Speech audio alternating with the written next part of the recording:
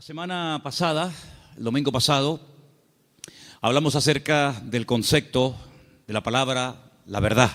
¿Os acordáis? Y vamos a poner ahí un momentito en la pantalla de la iglesia las 5 bendiciones que fluyen a través de conocer y experimentar la verdad en nuestra vida. Pienso que no hay mayor privilegio, mayor bendición que decir yo he conocido la verdad, ¿sabes? La he experimentado en mi vida. Como tenemos ahí en el texto central de la iglesia, conoceréis la verdad y la verdad os hará libres. Dijimos que la verdad nos ayuda a ordenar nuestros pensamientos.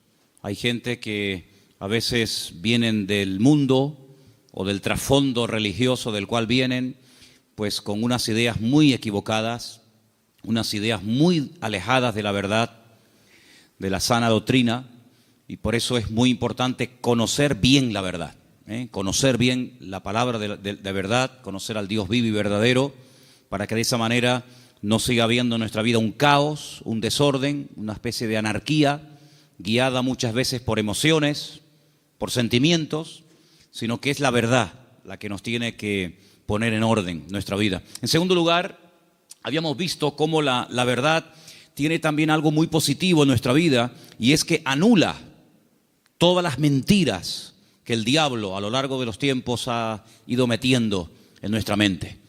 No hay nada peor que creer en una mentira creyendo que es una verdad.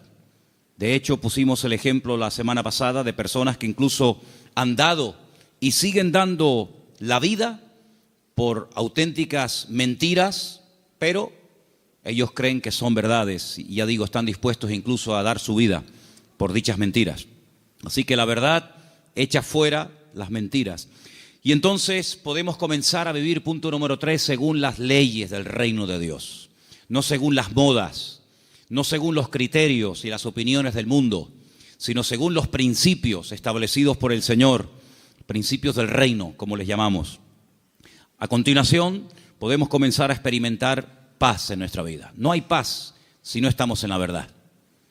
No hay una verdadera libertad, ni hay una seguridad y una estabilidad en nuestra vida, a menos que la verdad sea la base y el fundamento de nuestra existencia. Y finalmente, dijimos que la verdad fortalece el espíritu, la mente, y también, como no, le hace un favor muy grande al cuerpo. Y finalmente terminamos compartiendo 3 grandes verdades. Yo no sé cuántos de ustedes se acuerdan, pero yo dije que una de las verdades que quería compartir el domingo pasado es que la verdad se puede conocer, la verdad se puede experimentar, porque la verdad tiene nombre, y el nombre de la verdad es Jesús. Jesús dijo, yo soy el camino, yo soy la verdad y yo soy la vida. Y si eso es verdad, y vimos que la segunda verdad es que Él volverá, y la tercera verdad dijimos que Dios no miente, basándonos en el texto del libro de Números, capítulo 23, verso 19. Dios no es hijo de hombre para que mienta. Lo que Dios ha prometido, y todo lo que Dios ha prometido es verdad, se va a cumplir. No es una especie de trampa, una especie de truco donde dice, bueno, te prometo esto, pero a la hora de la verdad no es verdad, no es así. Dios lo que promete, lo cumple, porque Dios es un Dios de verdad. ¿Cuántos dicen amén? Quiero llevarles al Salmo 139, porque en esta tarde vamos a compartir, vamos a meditar sobre 3 verdades más. Y la primera está basada en el Salmo 139 a partir del versículo 7. Es un salmo muy, muy interesante porque encontramos en él 3 atributos que son única y exclusivamente de Dios. No son atributos ni características del ser humano. Estas 3 cualidades o características solamente las tiene Dios.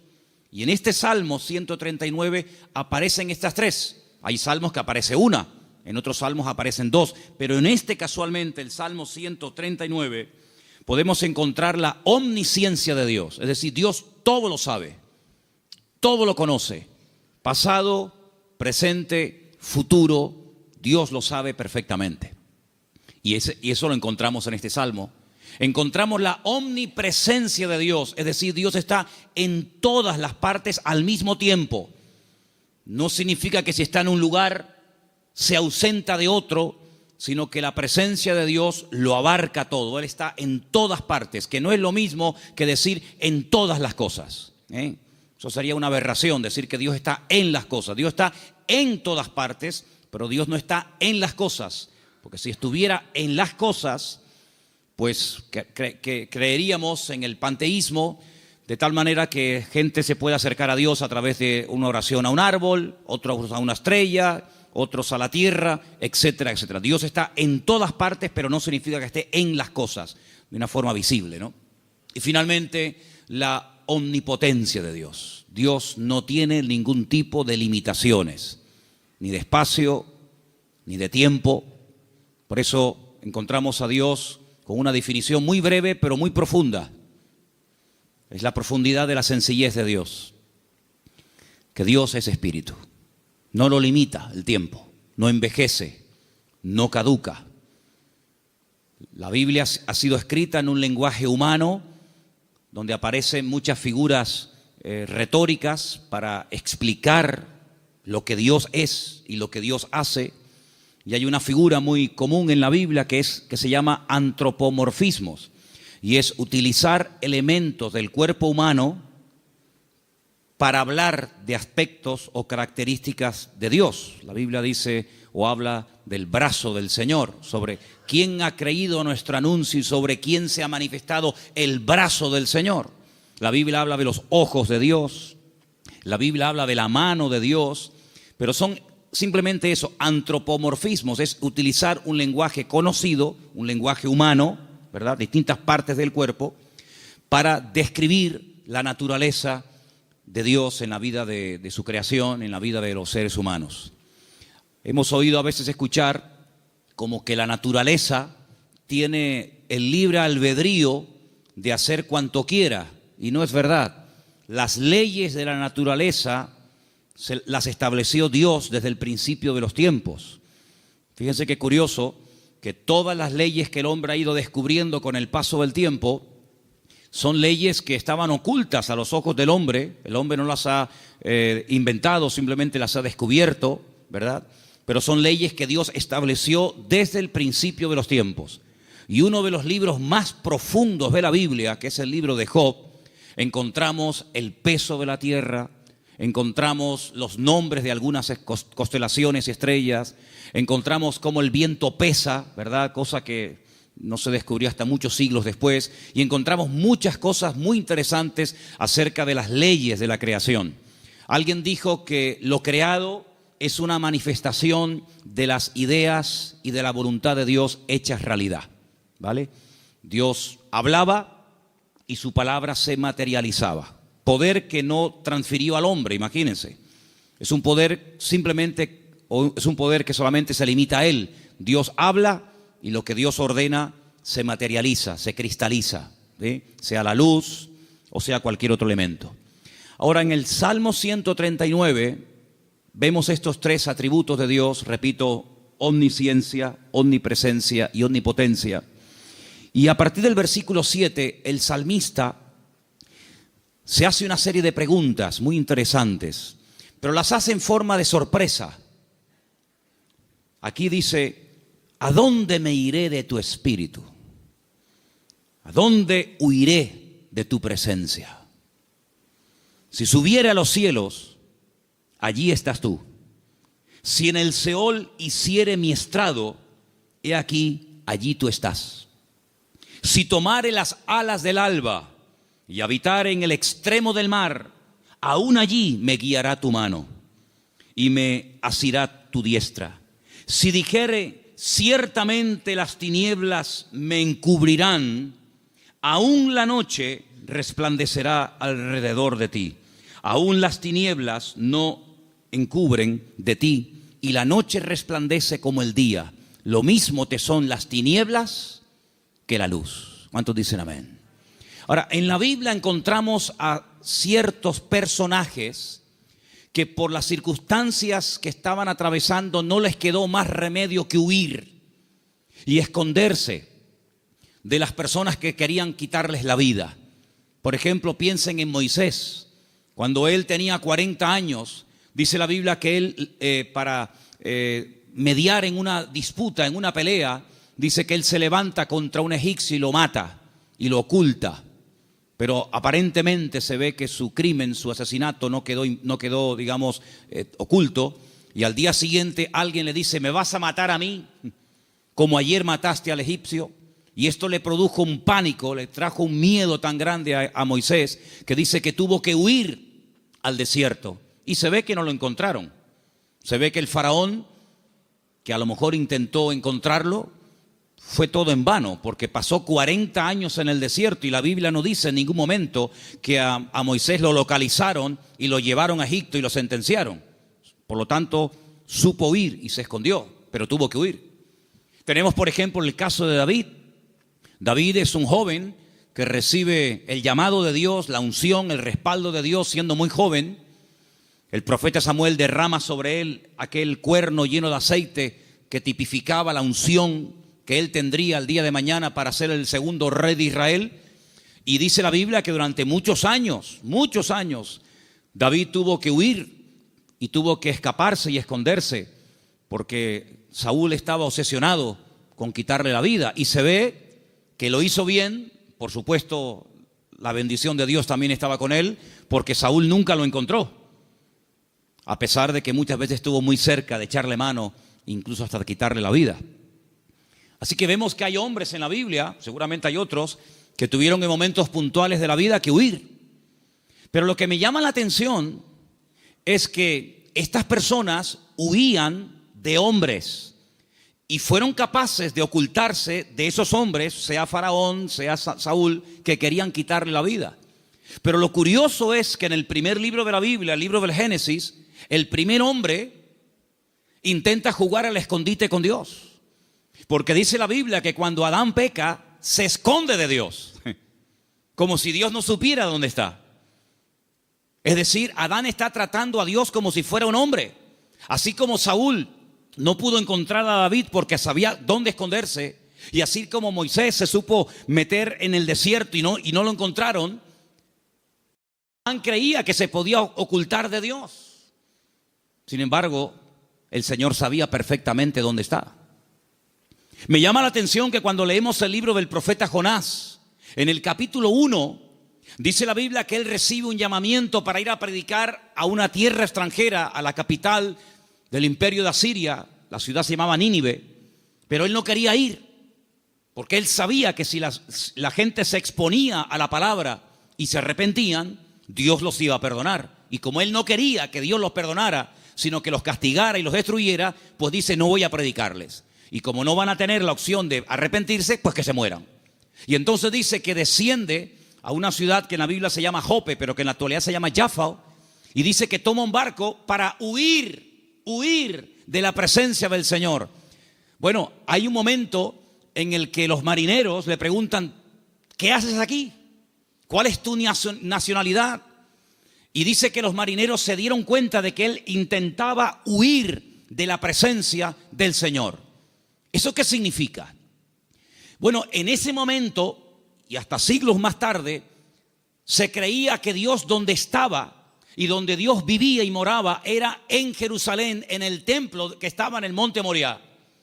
Y cuanto más lejos me alejara de Jerusalén, y si encima me monto en un barco y me voy mar adentro, pues es como que la presencia de Dios la dejo atrás y Dios pues no me encuentra.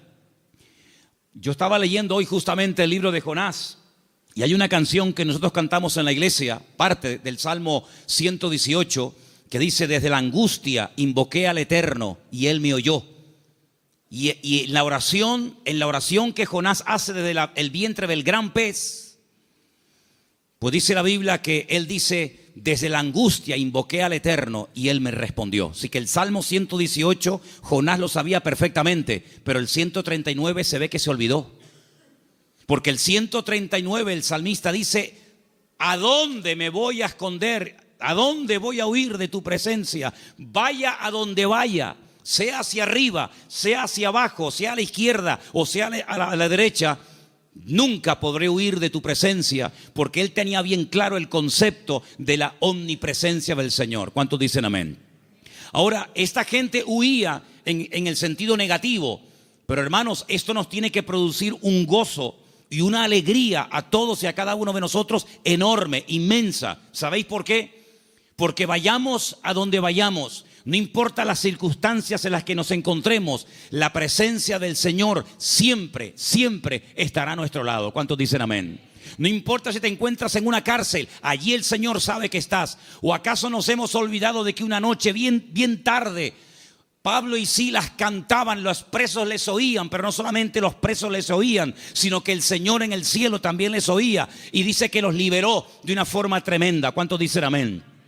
Dice la Biblia que cuando estaba en la tempestad, al día siguiente, cuando llevan ya más de 20 días en ayuno, sin ver estrellas, sin ver sol, perdidos, desesperados en medio del mar Mediterráneo, se levanta el apóstol Pablo y dice: no tengan ningún temor, porque anoche estuvo en mi camarote el Señor y me dijo que si nos mantenemos unidos, nadie va a perder la vida. Luego lo vio en la cárcel y también lo vio en la tempestad.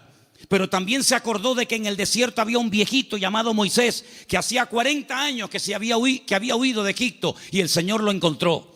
Y el Señor sabía que en aquel pozo, aunque los hermanos se tapaban los oídos y no querían oír los gemidos y los gritos de José, la Biblia nos enseña que el Señor siempre estuvo con José en el pozo y posteriormente en la cárcel.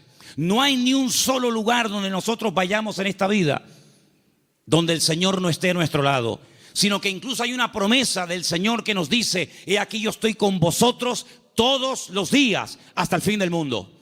Hoy estaba analizando, estaba echándome un rato la siesta y de repente, ¡pum!, me desperté como un resorte y me fui a mi oficina y empecé a escribir todo lo que me venía a la cabeza. Y fíjate, me venía a la cabeza cuando Elías, huyendo, otro que huye también, en este caso no de un rey, no de un faraón, sino de una mujer llamada Jezabel, la reina perversa, esposa de Acab, que quiere matarlo. Dice que salió corriendo, huyendo, para que Jezabel no pudiera matarlo.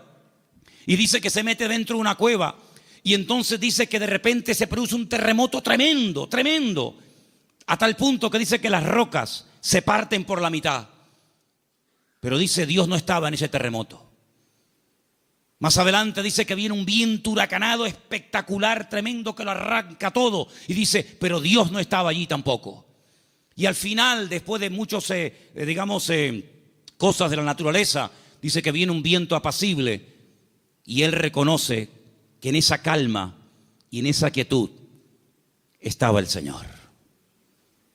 Y me venía a la mente el capítulo 37 de Ezequiel, cuando dice que el Señor le permite ver un valle lleno de huesos secos en gran manera.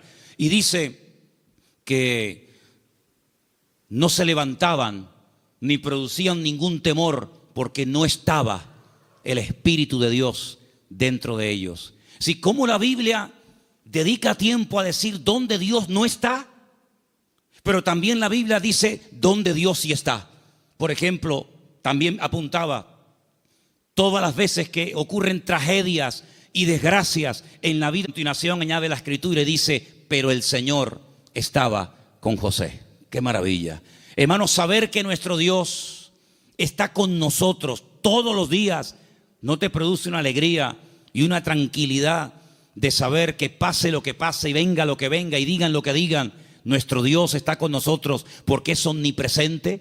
No hay que ir a un lugar específico a visitarlo, como durante siglos y generaciones tenían que hacer las 12 tribus de Israel, que 3 veces al año tenían que viajar cientos o miles de kilómetros para ir a Jerusalén a visitar y a celebrar la fiesta del Eterno, sino que el Señor ha prometido estar con nosotros en cualquier momento, en cualquier lugar. No importa si somos jóvenes, adolescentes, niños o ancianos.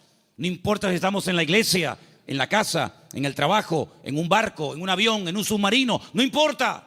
La presencia del Señor siempre estará a nuestro lado, y eso significa que la protección del Señor siempre estará con nosotros. Esa es la primera verdad que quiero compartir con ustedes en esta tarde.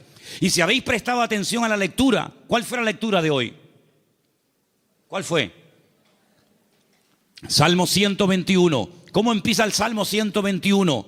Alzaré mis ojos a los montes. ¿De dónde vendrá mi socorro? Ay, amigo, cuando tú estás donde empezaban los peregrinos que iban a Jerusalén a celebrar las fiestas, cuando tú te pones en el principio de ese camino, allí en lo alto, en Galilea, y ves un camino estrecho, rodeado de unas montañas gigantescas, y te explican que en esas montañas se ponían los ladrones y las bandas armadas para robarle las ofrendas y los diezmos que iban a llevar al templo a Jerusalén.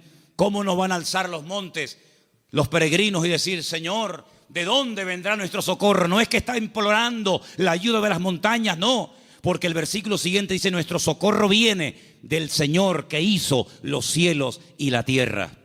No dará tu pie resbaladero, ni se dormirá el que te guarda. Él guardará tu salida y tu entrada desde ahora y para siempre. ¿Cuántos dicen amén? Hermanos, en estos tiempos en los que estamos viviendo, es importante que nos recordemos cada día: el Señor, la presencia del Señor, la cobertura del Señor está a mi lado. ¿Cuántos dicen amén? Dile que está a tu lado: el Señor está con nosotros porque es un Dios fiel. Aleluya. Esa es la primera verdad que tenemos que tener presente en nuestra vida. Primera de Juan 5:18, primer versículo que nos van a leer en esta tarde. Primera de Juan, capítulo 5, verso 18. Presten atención, por favor. Sabemos que todo aquel que ha nacido de Dios no practica el pecado, pues aquel que fue engendrado por Dios le guarda, y el maligno no le toca. El maligno, la promesa que dice, el maligno no le toca. ¿A quién no le toca? Al Hijo de Dios. ¿Y por qué no le toca? Porque está protegido. ¿Por quién? Por aquel que lo engendró. Nuestro Dios no solamente está, sino que está para defendernos, está para guiarnos, está para bendecirnos. No está dormido y hay que despertarlo, como en algún momento el profeta Elías les decía a los profetas de Baal: griten, griten, levanten la voz. Tal vez vuestro Dios está de camino, o está dormido, cansado, se ha ido de viaje, sino que nuestro Dios está a nuestro lado, pero no de una forma pasiva, indiferente, sino que está a nuestro lado para pelear nuestras batallas y defendernos. ¿Cuántas veces hemos mencionado el pasaje de cuando el profeta Eliseo, no Elías, Eliseo, se encuentra rodeado de enemigos y su criado Giesi se lo comenta y le dice: estamos rodeados, nos van a matar? Y el profeta Eliseo ora para que el Señor le abra los ojos espirituales a su criado incrédulo Giesi, porque le dice: más son los que están con nosotros que los que vienen contra nosotros. Y entonces él pudo ver por los ojos de la fe cómo la presencia del Señor estaba alrededor de aquella casa, y aquellos que venían a matarlos al final quedan ciegos y ellos los tienen que guiar hasta salir de la ciudad. Hermanos, ese es nuestro Dios, un Dios que ha prometido estar con nosotros todos los días. Estemos también nosotros con Él todos los días. ¿Cuántos dicen amén? Segunda y gran verdad que quiero compartir en esta tarde: el poder inmenso, ilimitado del nombre del Señor Jesucristo. Marcos capítulo 16, versículo 17 al 18. Presten atención, por favor. Y estas señales seguirán a los que creen. En mi nombre echarán fuera demonios, hablarán nuevas lenguas, tomarán en las manos serpientes, y si bebieren cosa mortífera no les hará daño. Sobre los enfermos pondrán sus manos y sanarán. Todo cuanto se menciona ahí con una connotación milagrosa: echar fuera demonios, hablar lenguas, orar por los enfermos, etcétera, etcétera, todo va precedido por el nombre de Cristo. En mi nombre, en mi nombre, en mi nombre. El Señor Jesucristo nos enseña en la palabra que cuando oramos los creyentes tenemos que orar en su nombre. Firme la oración. No oramos en nuestro nombre. No nos acercamos a Dios con nuestros méritos, sino que oramos en el nombre del Señor Jesucristo. Y en el libro de Filipenses, el capítulo 2, nos da una pincelada, una explicación del poder tremendo de ese nombre. Presten atención. Después de humillarse, después de despojarse de toda su gloria y dignidad, después de haberse hecho siervo y estando en la condición de hombre, se humilla hasta lo sumo y muere de una forma terrible como era la muerte de cruz y haciéndose obediente hasta la muerte, a continuación de eso dice, por lo cual Dios lo exaltó hasta lo sumo, a lo máximo, y le dio un nombre sobre todo nombre. Y ahora escucha versículo 10, para que en el nombre de Jesús se doble toda rodilla de los que están en los cielos, en la tierra y debajo de la tierra, y toda lengua confiese que Jesucristo es el Señor, para gloria de Dios Padre.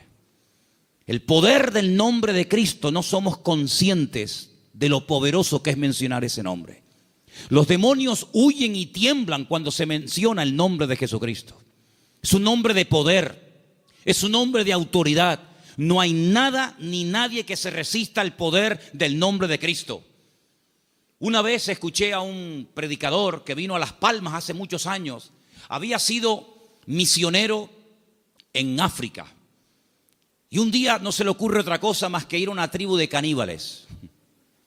Y dice que mientras dormía en una choza durante la noche, hay un momento en el que él se despertó y ve a un caníbal con un garrote a punto de darle un palo en la cabeza y matarlo. Dice que fue algo tan rápido, no había tiempo para decir, hermano, vamos a orar, espérate un momentito. Dice que solamente dijo, Jesús. Solamente mencionó el nombre del Señor. Y dice que se le cayó ese garrote de la mano a este hombre y salió corriendo. Hermanos, hay millones de testimonios de personas que han sido sanadas, liberadas, salvadas, bendecidas y transformadas por el poder del nombre de Jesucristo. Es un nombre que tenemos que utilizarlo cuando oramos, cuando hacemos cualquier cosa, conducir, estudiar, trabajar, salir, entrar. Porque no solamente es una sugerencia, no solamente es una propuesta, una idea que les lanzo, sino que es un mandamiento bíblico. Vamos a leer en Colosenses 3:17. Fíjense cómo la Biblia nos enseña lo que estoy diciendo en esta tarde. Colosenses 3:17, por favor. Y todo lo que hacéis, sea de palabra o de hecho, hacedlo todo en el nombre del Señor Jesús. Todo. Dando gracias a Dios, Padre, por medio de Él. Todo lo que hacéis, todo lo que habláis, hacerlo todo en el nombre del Señor Jesucristo. Cuando se monten en el coche a conducir, Señor, en tu nombre pedimos que nos traigas y que nos lleves de regreso a casa con tu paz y con tu bendición. Cuando vayas a un examen, cuando vayas a prepararte para hacer un examen o estudiar, Señor, yo me preparo, yo estudio, yo memorizo, pero yo pido que en tu nombre este examen salga bien, Señor. Cuando vas a trabajar o cuando vas a buscar trabajo, cuando vas a dormir, cuando vas a levantarte, todo lo que hacemos y todo lo que decimos, dice, hacedlo todo en el nombre de nuestro Señor Jesucristo. ¿Cuántos dicen amén? Y vas a ver cambios, vas a ver algo diferente en tu vida, porque ese nombre es un regalo, permítame la palabra, que Dios le ha dado al creyente, a sus hijos, a su pueblo, a su iglesia, para que lo use. El Señor Jesucristo le dijo un día a sus discípulos, no habéis recibido nada porque no os habéis atrevido a orar en mi nombre, pero a partir de ahora, todo lo que pidáis en mi nombre, os lo daré, para que mi Padre sea glorificada en esa petición. ¿Cuántos dicen amén? Así que esta es la segunda verdad que tenemos que interiorizar en nuestra vida. Tenemos un nombre, hermanos, un nombre de autoridad en el cielo, en la tierra donde vivimos ahora mismo y aún debajo de la tierra. Un nombre que no tiene limitaciones de ningún tipo. Pues vamos a usarlo, porque la Biblia dice que es el regalo del Padre al Hijo, un nombre que es sobre todo nombre, para que en ese nombre se doble toda rodilla de los que están arriba en el cielo, en la tierra y aún debajo de la tierra, y toda lengua confiese que Jesucristo es el Señor, para gloria de Dios Padre. Dice también en un versículo que vamos a leer a continuación, en Proverbios 18:10, nos pone un ejemplo gráfico de la protección que proporciona el nombre del Señor, el nombre de Dios. Proverbios 18:10, por favor. Torre fuerte es el nombre del Señor. A Él correrá el justo y será levantado. Torre fuerte es el nombre de nuestro Señor y a Él correrá el justo y será levantado. Leía en el día de ayer una historia cuando un tal Abimelech quiere matar a un montón de gente y dice que se dirige a la ciudad donde están las personas que él en un principio quiere aniquilarlas. Esto lo pueden ver en el capítulo 9 del libro de Jueces. Y dice la Biblia que en esa ciudad había una torre donde la gente de la ciudad, las mujeres y los niños se metieron, subieron a lo alto de la torre y allí se escondieron, y dice que no les pasó nada. Yo no sé si el salmista se inspiró en esa historia para escribir estas palabras. Torre fuerte es el nombre de nuestro Dios. A él correrá el justo y será salvado en el tiempo de la angustia, en el tiempo de los problemas. Así que, hermanos, les animo a que en esta semana, no en vano, porque fijaros que sagrado es el nombre del Señor, que hay un mandamiento de los 10, del decálogo, hay uno que curiosamente hace referencia a su nombre: no tomarás el nombre de tu Dios en vano. Pero bueno, una cosa es no tomarlo en vano y otra cosa es no tomarlo nunca. Por lo tanto, cuando menciones el nombre del Señor, que la gloria, una vez obtenida la respuesta a esa petición o a esa necesidad, que la gloria no sea para ti, sino que la gloria se la lleve el Señor. ¿Cuántos dicen amén? Hay también una tercera verdad que quiero compartir esta tarde. Y para los que no estuvieron, el otro día aquí en la iglesia, el día jueves, en la carta de Pablo a Tito, una carta pequeñita que está por ahí por el Nuevo Testamento, ustedes la tienen también, no les quepa la menor duda.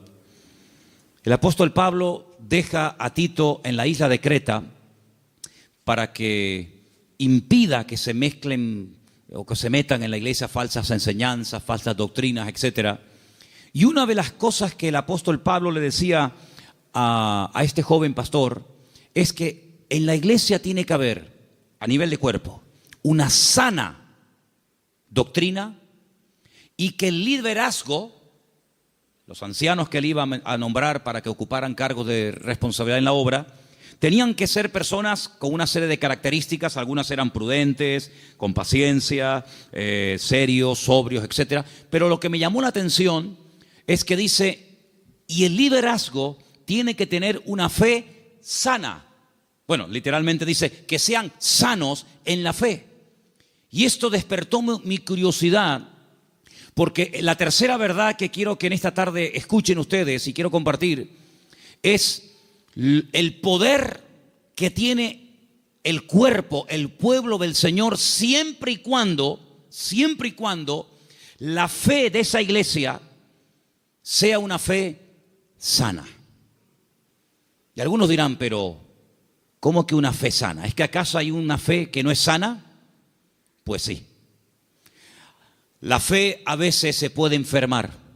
De hecho, vimos el jueves, repasamos un poco, que hay un momento puntual en el ministerio del Señor Jesucristo en el que algunos discípulos vienen y le dicen, Señor, nos ha pasado algo y queremos contártelo. Hemos entrado a una ciudad y no nos han querido recibir. No han sido hospitalarios, han sido fríos. Incluso nos han pedido que nos marchemos de la ciudad, que no quieren saber nada de ti, de tu ministerio, ni de tus palabras.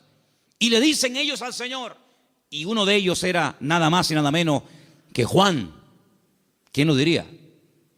Señor, ¿quieres que oremos para que caiga fuego del cielo y los destruya a todos? Oye, qué fe, ¿eh? Ellos creían que si oraban y que cayera fuego del cielo, el Señor respondería a sus oraciones. Pero el Señor dice, alto. No. Ese espíritu no es el que debe de caracterizar a un discípulo mío. La fe no es para destruir, la fe es para edificar. Si en todo lugar donde no nos escuchan vamos a pedir fuego, vamos a prenderle fuego a todo el país. Y una vez dije, ¿por qué se creen ustedes que el Señor se llevó al profeta Elías? Porque como siguiera como seguía, le iba a prender fuego a todo el país. El único que iba a quedar con vida era él. Pero saben, hermanos, esa es una fe distorsionada. Es una fe mal encaminada. Es una fe que, como una especie de lámpara de Aladino, te crees que todo lo que pides tienes que recibirlo. Y no está basada en la razón, no está basada en la palabra, en el sentido común, sino está basada en una emoción, en un rechazo que sientes hacia una gente que no te ha querido escuchar. Y es una fe que no tiene nada que ver con una fe sana, que es la fe que tiene que tener el creyente. Es una fe totalmente distorsionada, una fe que no es la que yo quiero que ustedes tengan. Luego Pablo también hablaba de que había gente que tenía fe fingida. Fe fingida. Y Pablo dice a Timoteo, yo doy gracias a Dios que la fe que tú tienes no es fingida. Porque la fe que tú tienes primeramente la tuvo tu abuela y después se la traspasó a tu madre y ahora la tienes tú. Y dijimos que esa fe no fingida tiene que ver con una fe sincera, sin mezcla, sin hipocresía. Otra versión dice sin engaño, sin máscara. Hablamos también acerca de que hay fe, hay gente que tiene fe, pero es una fe muerta. Tienen fe, pero está muerta. ¿Y cuál es la fe muerta? La que no produce obras. Dice la Biblia, la fe sin obras está muerta. Por lo tanto, cuando vamos a este tercer punto y hablamos acerca de la protección sobrenatural que hay sobre nuestra vida y de lo indestructible que es el pueblo del Señor, para que eso se dé, tiene que haber una fe sana entre nosotros. No una fe rara, distorsionada, enferma, sino una fe puesta en las promesas y en la palabra de nuestro Dios. ¿Cuántos dicen amén? Y entonces esa fe va a traer estabilidad. Esa fe va a traer una revelación del verdadero Dios al cual tenemos que honrar, adorar y servir. Porque yo creo con todo mi corazón que la forma como oramos, la forma como nos planteamos nuestro estilo de vida, las decisiones que tomamos o no, es decir, todo lo que hacemos en la vida como creyentes, gira en torno al concepto que tenemos de nuestro Dios. Es decir, si nuestro concepto de Dios está equivocado, por mucha fe que tengamos, no estamos actuando correctamente. Y volvemos al principio del mensaje de hoy. Jonás creía que había lugares donde se podía esconder de Dios y Dios no encontrarlo. Dice que él huía de la presencia de Dios, huía del llamado de Dios, de la responsabilidad. ¿Por qué? Porque no quería cumplir con el llamado de Dios. Y hace exactamente lo mismo que hizo Adán en el jardín del Edén: huir, esconderse de Dios. Y él creía que uno se podía esconder de Dios. Y él actuaba en base a esa creencia equivocada. Por lo tanto, es muy importante que nosotros nos preguntemos de vez en cuando, a la luz de las Escrituras, si la forma como yo estoy orando y pidiendo las cosas, si la forma como yo estoy viviendo mi relación con el Señor es una relación basada en una fe sana o en ideas distorsionadas y equivocadas. Porque hay personas que se imaginan que Dios, como acabo de decir, es esa especie de lámpara de Aladino que frotamos y Dios tiene que estar a mi servicio las 24 horas del día y Dios tiene que complacerme en todo lo que le pido y en todo lo que quiero. Y no es así. Hay momentos en los que puedes tener una fe tremenda y Dios decir a tu oración no. Puede ser que tengas una sinceridad y un deseo tremendo de hacer algo para el Señor, genuino, bíblico, correcto, pero a ti no te corresponde hacer esa operación, hacer ese trabajo. Como por ejemplo el rey David, que quería construirle una casa a Dios. Y Dios le dijo, tú no la vas a edificar, la edificará la siguiente generación en la persona de tu hijo Salomón. Hay momentos en los que el mismo apóstol Pablo quería ir a ciudades a predicar el evangelio. ¿Será bíblico predicar la palabra? Por supuesto. Es un mandato del Señor, claro, ir por todo el mundo y predicar el evangelio. Pero también hay que decirlo que hay momentos en los que el Pablo quería ir a ciertos lugares a compartir y el Señor le decía, no, ahí no, en Bitinia no, bueno, pues me voy a Misia, no, ahí tampoco. Y uno dice, pero Señor, ¿no es tu voluntad ir a predicar a todas partes tu palabra? Sí, pero cada sitio y cada persona tiene su momento y tiene su lugar. Y ahora no es el momento de ir aquí, ahora es el momento de ir allá. Y Pablo, que era sensible a la voz del Espíritu, Pablo, que era una persona que se dejaba tratar y moldear, pues no era un niño caprichoso con la pataleta que cuando no le das la chupeta se pone a montarte un lío tremendo, sino que decía, bueno, pues si no es por aquí, será por allá. En otras palabras, no se venía abajo, no se derrumbaba, no se desanimaba, sino que él seguía probando, hasta que al final encontró el lugar idóneo donde el Señor quería llevarlo y usarlo. Por lo tanto, es muy importante que la iglesia interiorice esta verdad. El Señor nos quiere usar. Tenemos que cumplir con nuestras responsabilidades. Por supuesto que sí. Pero ¿estaré yo preparado para eso que quiero hacer? La Biblia nos enseña que cuando José era un joven, ya él sabía lo que Dios quería hacer con su vida. Yo creo que pecó un poco de imprudente. Abrió su corazón a sus hermanos. Tal vez lo mejor hubiera sido abrírselo solamente a su padre. Pero él le abrió su corazón a sus hermanos, le contó los sueños que había tenido y se buscó la ruina de su vida. Bueno, después al final, lógicamente, sabemos que el Señor utilizó todo aquello y lo convirtió en algo positivo. Ya lo sabemos. Pero hermanos, él tuvo que esperar desde el momento que recibe la revelación de la voluntad de Dios para su vida hasta que él ve que eso se cumple. Pasaron muchos años, pasó mucho tiempo.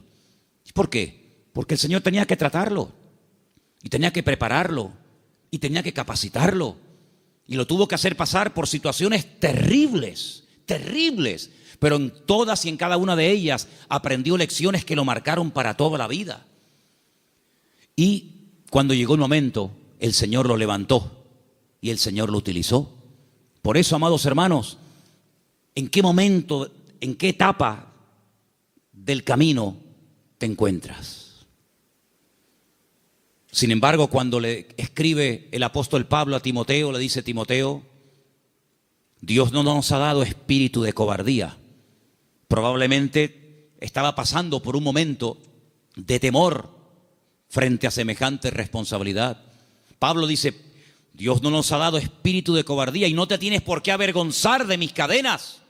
Cuando te pregunten dónde está tu apóstol Pablo, dónde está el fundador de la iglesia, no te avergüences de mis cadenas, da testimonio de ellas. Y te recuerdo que tienes que cumplir con tu ministerio. Y te recuerdo que tienes que predicar la palabra a tiempo y fuera de tiempo. Y te recuerdo que tienes que cuidar tu salud. Y te recuerdo que no le des lugar a los comentarios de la gente que te menosprecian por la edad que tienes, etcétera, etcétera, etcétera. En otras palabras, ¿por qué Él exige que sufra? Sufre, pelea, predica, con ganas y sin ganas, a tiempo y fuera de tiempo. ¿Por qué? Porque sabe que está en una etapa de la vida en la que a Él se le puede exigir, pero a otras personas Pablo no les exigía tanto. ¿Por qué? Porque no habían llegado al nivel y a la madurez que Pablo entendía que Timoteo ya tenía. Por lo tanto, en base a tu conocimiento, en base a tu madurez, en base al desarrollo que tú tienes en el Señor, se te exigirá más o se te exigirá menos. Pero todo creyente que forme parte del cuerpo de Cristo, el cual llamamos iglesia, tiene que asumir las responsabilidades que le corresponda. Y yo, por ejemplo, en esta tarde, tengo aquí una pequeña lista de cosas en las cuales todos sí podemos, a pesar de que lleven poco tiempo o mucho tiempo, todos sí podemos cumplir con ellas. Por ejemplo, con la puntualidad. Yo doy gracias al Señor de que en esta iglesia, salvo raras excepciones, siempre se empiezan los cultos a su hora. ¿Sí o no? ¿No? ¿Dicen que no? Hemos estado en algunas iglesias donde el culto se ha empezado media hora tarde. Y durante la predicación aún sigue entrando gente. Y decirnos a algunos miembros de la iglesia: en esta iglesia siempre ha sido así, es imposible empezar un día a tiempo. Bueno, yo doy gracias al Señor de que por lo menos en eso no somos malos, ¿no? Sino que generalmente solemos ser puntuales. Cuando se propone o se expone a la congregación un proyecto, una idea o algo, generalmente un altísimo porcentaje de la congregación responde apoyando pues dicha actividad o proyecto o lo que sea. En otras palabras, hermanos, la iglesia va a crecer en la medida en la que tú crezcas. La iglesia, cuando hablamos de iglesia, ¿qué es la iglesia? La iglesia eres tú, y tú, y tú, y cada uno de nosotros. Y la iglesia, ese concepto a veces tan abstracto, como dice la iglesia ¿qué es? Pues la iglesia eres tú. La iglesia tendrá la madurez de todos y cada uno de nosotros. Pero esa madurez, ¿dónde la aprendemos? ¿Aquí o ya venimos con ella de casa? Después del culto hoy, queremos reunirnos unos poquitos minutos con los padres de los chicos que en este momento, ahora mismo, están en la escuela dominical. ¿Por qué? Porque una de las cosas que tenemos que entender es que la iglesia, por ejemplo, en los domingos, la escuela dominical, es un refuerzo a lo que teóricamente los niños ya aprenden de sus respectivos padres en el hogar. ¿Cuántos dicen amén? Es decir, si ustedes no oran a la hora de la comida, Difícilmente, por más que se lo enseñen ahora mismo las hermanas que están allí con esos niños, que hay que orar dándole gracias al Señor por la comida que entra por nuestra boca, si después durante la semana, que es muy larga, hasta el próximo domingo, no ven a papá y no ven a mamá orando un momentito, dándole gracias al Señor por los alimentos, pues le vamos a hacer al niño, perdonen la palabra, un cacao, porque le estamos enseñando algo en la iglesia que luego ustedes no lo apoyan. Es decir, que lo que aprendan aquí, luego vean la práctica en el hogar. ¿Cuántos dicen amén? Si, por ejemplo, un niño un día en una escuela dominical tiene una clase donde, por ejemplo, no sé, se le habla del perdón, pues que cuando lleguen momentos puntuales, pues que el niño vea que en casa la asignatura del perdón se aprueba con sobresaliente y no siempre con suspenso. Y simplemente quiero ponerles un ejemplo, porque la tercera verdad que estoy tratando de compartir esta tarde es la importancia de la iglesia en el mundo y cómo la iglesia es indestructible siempre y cuando cumpla con los requisitos bíblicos establecidos por el Señor en su palabra. ¿Dónde aprendió José a perdonar, a reconciliarse, a llevarse bien con otras personas? ¿Dónde lo aprendió? ¿En Egipto? ¿En Egipto lo aprendió? No, lo aprendió en el hogar, lo aprendió en casa. Yo no sé, supongo que sí, ya es especular, si algún día Jacob, que era su padre, explicó en casa el motivo por el cual se iban de un país a otro. Me imagino que sí. Yo me imagino que un día Jacob habrá juntado a Raquel, a Lea, a sus hijos y les habrá dicho: chicos, nuestro tiempo se ha terminado con el tío Labán. Volvemos a Canaán. Y quiero contarles algo. Hace 22 años salí de mi tierra y ahora volvemos. Pero hay una pequeña cosa que tengo que comentarles. Yo no vine aquí porque quería en el fondo venir. Yo vine aquí casi forzado por las circunstancias. Vine aquí porque el tío Esaú, vuestro tío, mi hermano, me quería matar. Y ahora volvemos y no sé lo que nos vamos a encontrar. La Biblia dice que él toma una serie de medidas muy particulares, por cierto. Fue haciendo diferentes grupos a las que menos amaba o con las que menos tenía, no sé, feeling. Las fue poniendo por delante y él lógicamente se quedó atrás con la que él realmente quería y con sus hijos. Y le llega la noticia de que el tío Esaú viene con 400 hombres armados hasta los dientes. Y entonces él se va a la montaña a orar. Y es allí cuando tiene un encuentro con el Señor que lo cambió para toda la vida.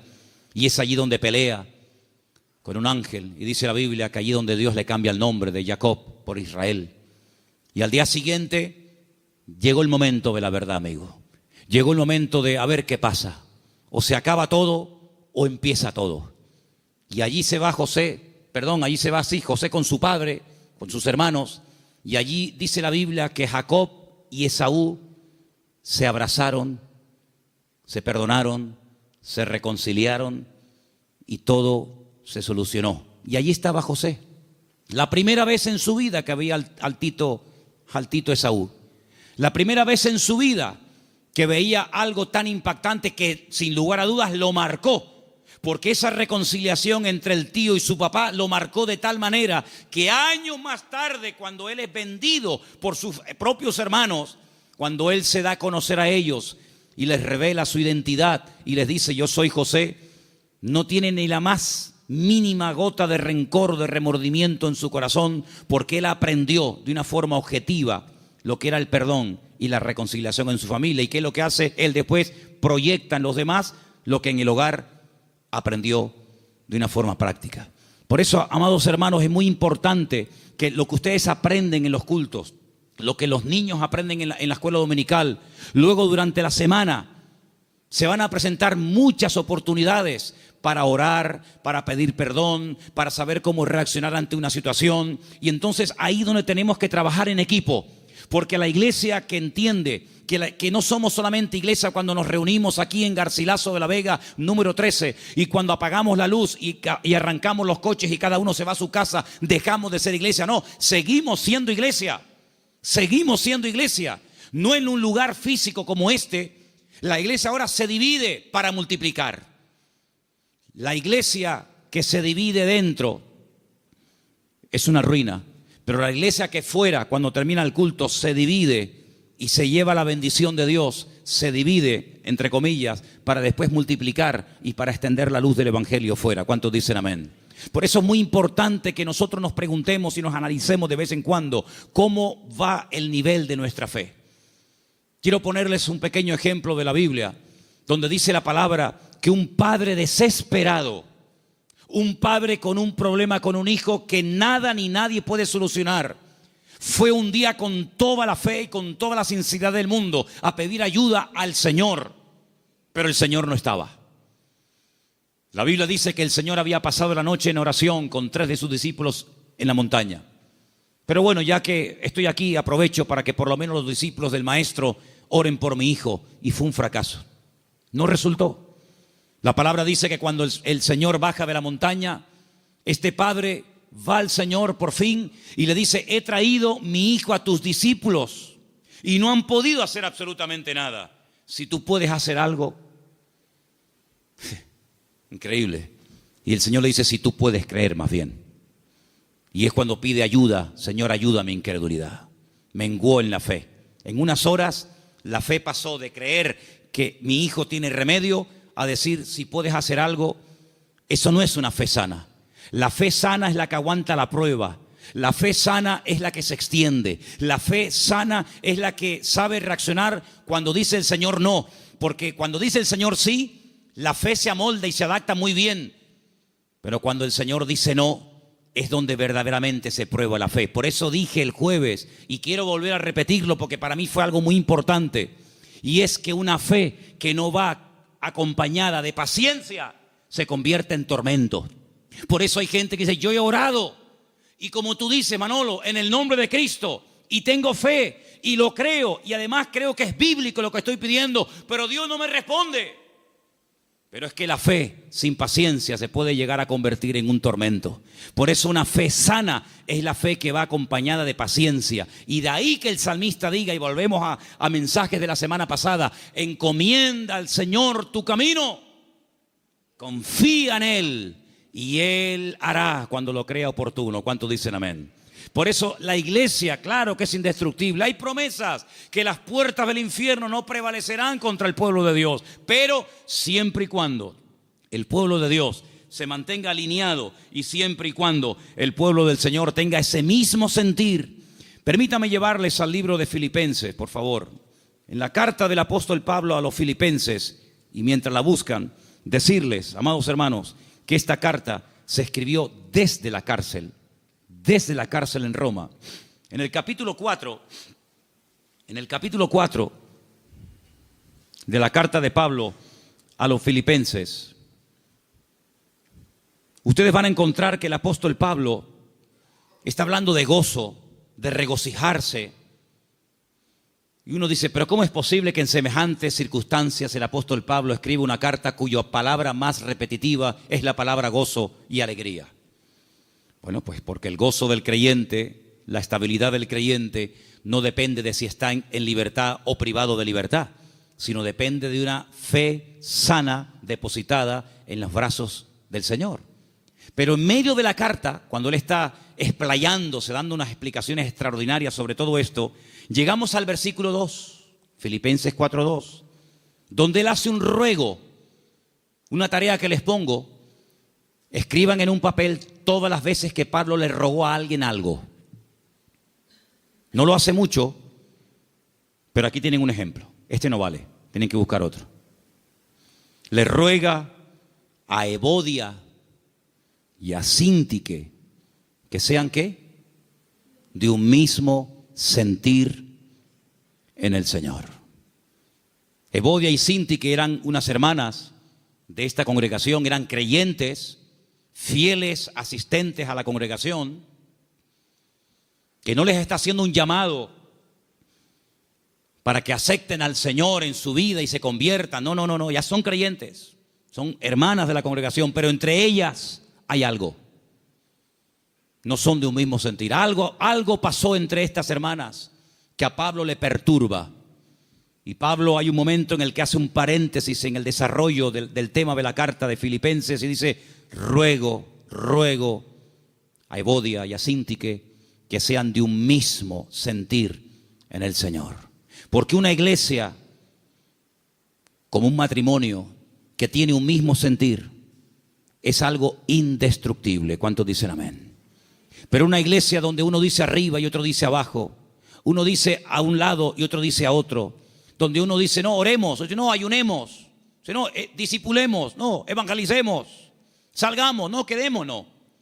Difícilmente esa iglesia puede ser una iglesia bendecida y una iglesia que impacte a la gente que lo rodea. Pero cuando hay un mismo sentir en el Señor, cuando el capitán de la nave es el Espíritu de Dios y la cabeza de la iglesia es el Señor Jesucristo, esa iglesia puede avanzar, esa iglesia puede ser una bendición y esa iglesia es un botón, un punto de referencia en el mundo espiritual de algo que el Señor está haciendo en este lugar. Porque permítame decirle que una de las grandes enseñanzas del apóstol Pablo, y esto tiene una profundidad tremenda, inmensa, es que dice que la iglesia no solamente puede tener un impacto a nivel de sociedad, como evidentemente lo tiene con los vecinos, con los familiares, con los que vienen, etcétera, sino que dice el apóstol Pablo, es una enseñanza muy profunda que comparte con los efesios, es que la iglesia, según cómo se comporte, según cómo actúen sus miembros, según cómo se relacionen unos con otros, tiene también un impacto en el mundo espiritual, ante los principados y ante las potestades. Y uno dice, pero ¿cómo puede ser eso? Claro que sí. La iglesia puede llegar a ser un freno. La iglesia puede llegar a ser una luz. La iglesia puede incluso impedirle al enemigo que campe a sus anchas y que haga lo que le dé la gana. Porque la iglesia es un freno en el mundo espiritual que el diablo reconoce perfectamente. ¿O se creen ustedes que el diablo no sabe que tú eres un hijo de Dios? ¿Se creen ustedes que el diablo no nos ve a nosotros? ¿Se creen ustedes que los demonios no nos observan cada día cómo hablamos, cómo oramos o cómo no oramos, cómo entramos, cómo salimos? Claro que lo ven. Había una vez unos jóvenes que querían echar fuera un demonio de un hombre y cuando fueron a orar por él no se les ocurre otra cosa. Qué listos y qué tontos al mismo tiempo. Querían echar fuera los demonios en el nombre del Cristo que predica Pablo. Y los demonios le respondieron y les dijeron a los 7 hijos de Seba, así se llamaba el padre de estos muchachos: conocemos a Pablo y conocemos al Cristo que predica Pablo, pero a vosotros no os conocemos absolutamente de nada. Así que el diablo sabe dónde vivimos, sabe nuestra identidad, sabe nuestro nivel de madurez, sabe nuestro nivel de santidad con el Señor, sabe hasta dónde puede llegar, porque como dije al principio, hay una protección, una cobertura sobrenatural 24 horas al día sobre la vida de la iglesia, sobre la vida de cada uno de sus hijos. Pero a veces nosotros podemos abrir rendijas, a veces nosotros incluso hasta le damos ideas al enemigo. Por eso dice Pablo, no le deis lugar al diablo.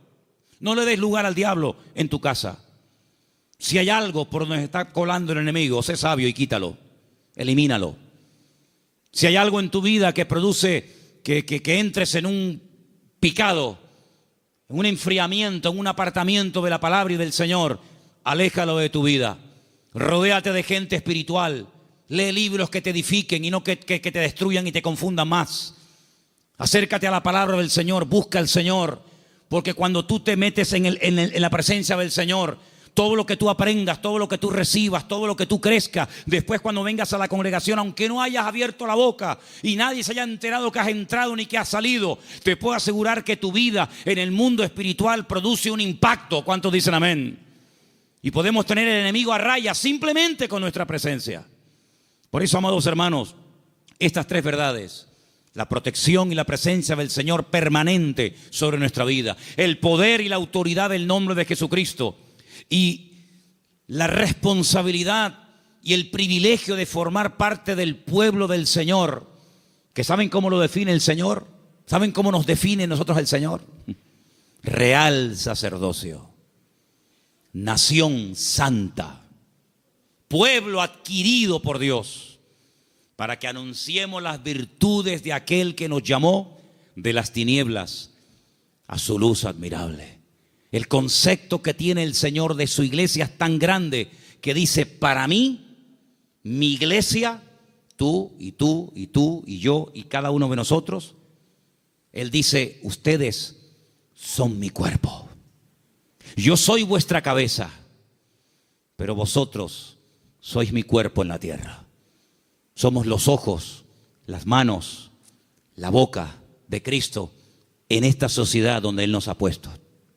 Y amados, yo les digo algo, lo dije la semana pasada y lo quiero repetir ahora. El mundo está cambiando tan rápidamente que las iglesias van a ser lugares donde mucha gente desesperada, vacía, confundida y desorientada va a venir buscando ayuda. Porque miles de personas en su desesperación, en la pérdida de su trabajo, de salud, de marido, de familia, etcétera, ¿a dónde fueron? ¿A quién recurrieron? ¿A quién les pagaron?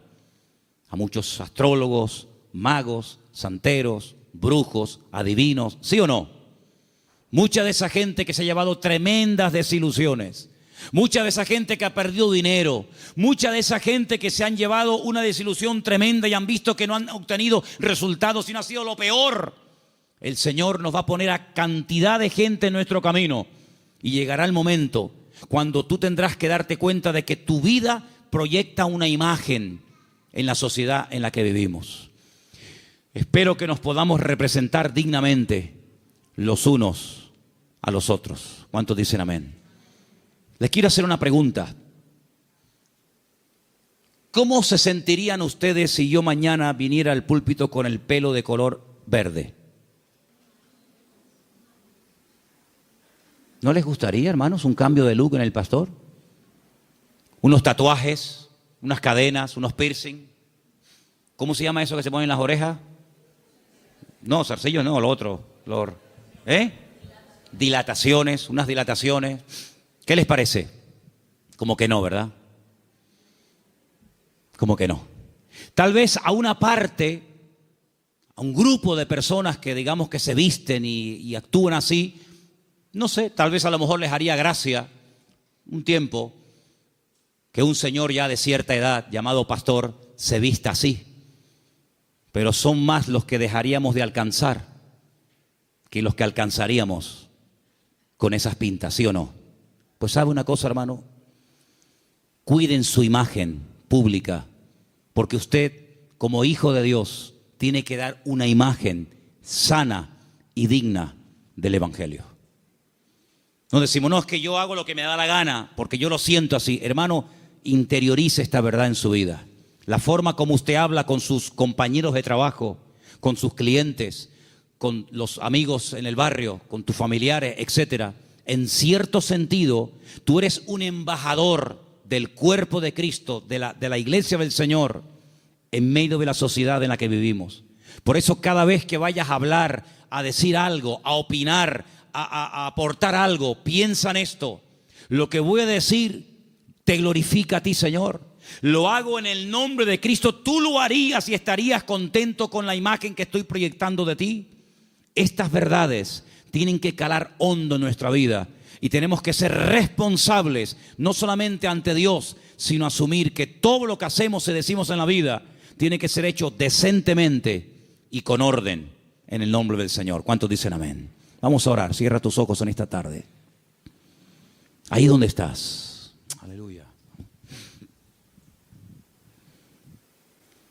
Tenemos una protección y la presencia del Señor permanentemente a nuestro lado.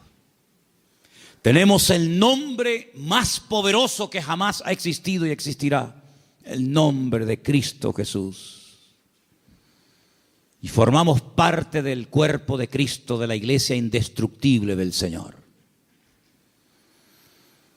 Que el Señor nos ayude, amados hermanos, a entender que estas verdades tienen que traer compromiso a nuestra vida.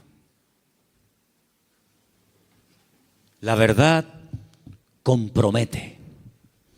Y en esta tarde nos queremos comprometer con nuestro Señor y queremos decirle de todo corazón que nos ayude a crecer, que nos ayude a madurar en sus caminos. Aleluya. Queremos, con la ayuda del Señor, con la ayuda y la bendición de nuestro Dios, queremos agradarle en todo lo que hagamos y digamos. Cuida tu imagen pública y privada. Cuida tu vocabulario, tu entrada y tu salida. Cuida todo lo que hagas y digas, porque a quien queremos representar dignamente es al Señor de señores y al Rey de reyes. Aleluya, le adoramos a ti, Jesús. Tú eres digno de alabanza, Señor. En esta tarde hemos compartido tu palabra y sabemos que tu palabra no volverá a ti vacía. Queremos, Señor, en el santo y bendito nombre de Jesús, queremos, Señor, dar una imagen digna de ti, mi Dios. Guarda nuestras palabras durante esta semana, Señor, nuestras conversaciones. Trae madurez a nuestra vida, Señor Jesús. Y en esta tarde, Señor, invocamos tu nombre y pedimos que tu sangre, la sangre preciosa de Cristo Jesús, nos cubra y nos llene de tu gloria, Señor. Ahí donde estás, cierra tus ojos y ora al Señor y pídele fuerzas. Pídele su bendición, aleluya. Pídele al Señor que te cuide, que te use, que te pastoree durante estos días. Y que el Señor esté contigo a donde quiera que vayas cada día.